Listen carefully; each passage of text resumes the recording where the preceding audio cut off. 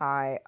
So today I'm doing the Senate in 2020. Obviously, this is one of the more rare cases where Democrats have a shot at the Senate um, after Republicans had it for a very long time. So I I said that I would do this tomorrow, but I was too anxious and excited to do this video because of just how much the Senate will come into what Joe Biden can do if he wins the presidency and what Donald Trump can do if he wins the presidency. I only expect one Republican pickup. I expect multiple Democratic pickups in 2020. So let's get into it. I'm just gonna fill out states that I think aren't much of a real shocker.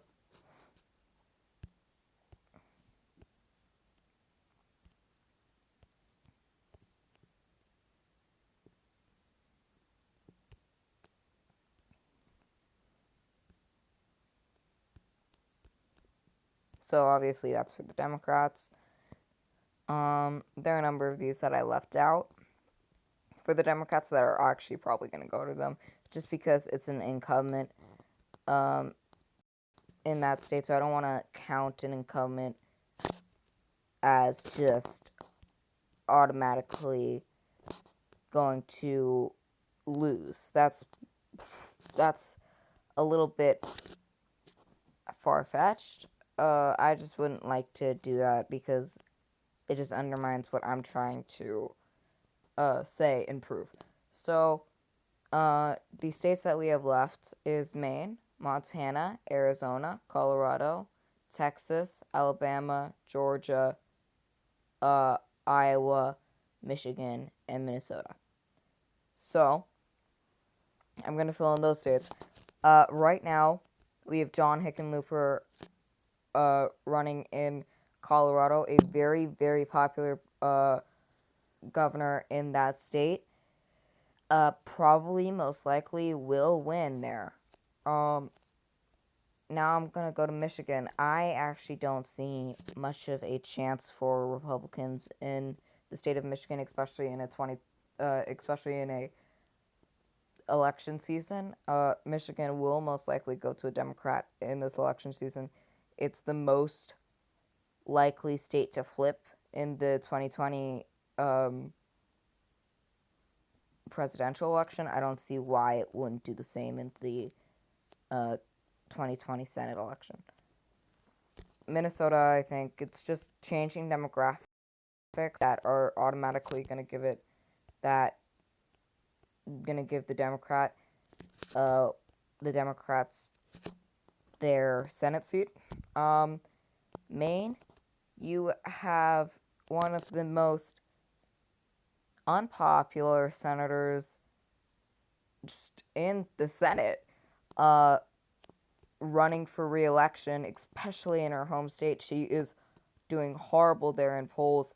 She does not stand a chance. I'm just going to put it as a likely scenario for the Democrats, but I count it as a safe for the Democrats at this point. I count Virginia as a likely.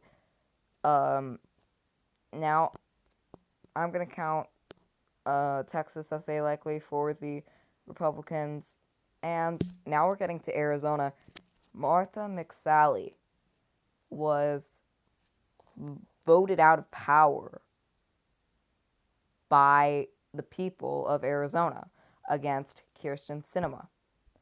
And then now she's in the same exact place again, even though she was voted against. Um, it kind of feels like people were ignoring what the people had to say. And that's probably going to annoy voters, and they're probably just going to go out and vote against Martha McSally again. She hasn't done anything to make people want to change in Arizona their decision that they made in the midterms. Why would they change it now?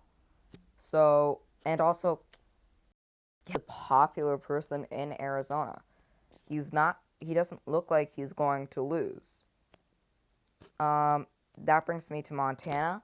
You have Steve Bullock running there, a very popular governor there. the Democrats tried to get him out of the presidential race because honestly he didn't stand a chance, and bring him into the Senate race.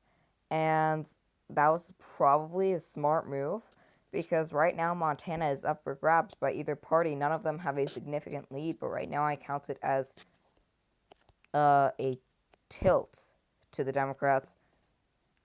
And Iowa.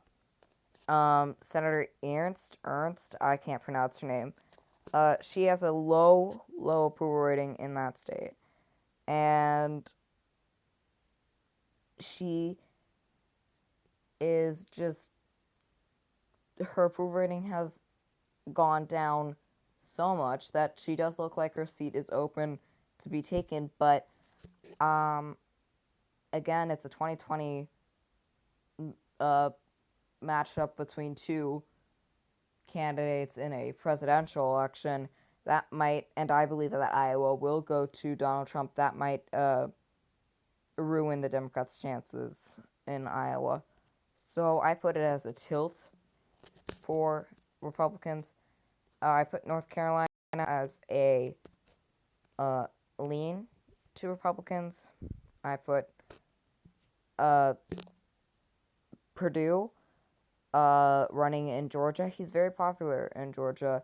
I don't know, with this pandemic going on, what the Georgian public thinks about them, because I'm not from Georgia, but I don't think that Georgia is going to go to the Democrats. The special election, I think it's going to go to the Republican again, and that leaves Alabama and Kentucky. Kentucky, Amy McGrath, she is a strong candidate to go up against Mitch McConnell. She has brought up valid points that go against Mitch McConnell. She is bringing out people who, in Kentucky, have not been heard in election seasons, in House elections, in Senate elections, and state legislature elections. And she is very popular for a Democrat in Kentucky. But we're talking about Mitch McConnell, a Republican in a Republican state. And 2020 election year on a presidential note as well. I think that Amy McGrath, as much as a threat she poses to the McConnell campaign, she will lose that seat. And that brings me to Alabama. This is the one that I said that I thought would be the only Republican pickup. Just because, I mean, you had Doug Jones running against a child molester.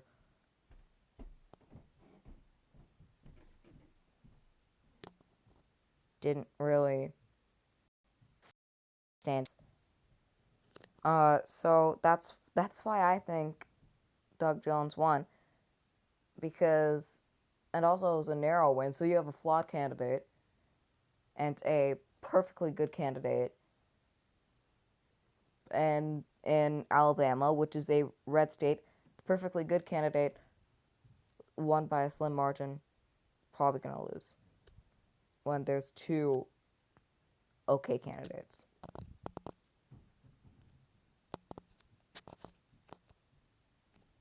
And that's what I think is going to happen. I think it's going to be a 50-50 tie in the Senate, which should be good news for Democrats. Obviously, they were probably looking for the majority, but this is much better. Not much better than the majority, obviously, but much better than what they had. And this is bad news for Republicans because it's going to get much harder for them to pass legislation. Thank you for watching.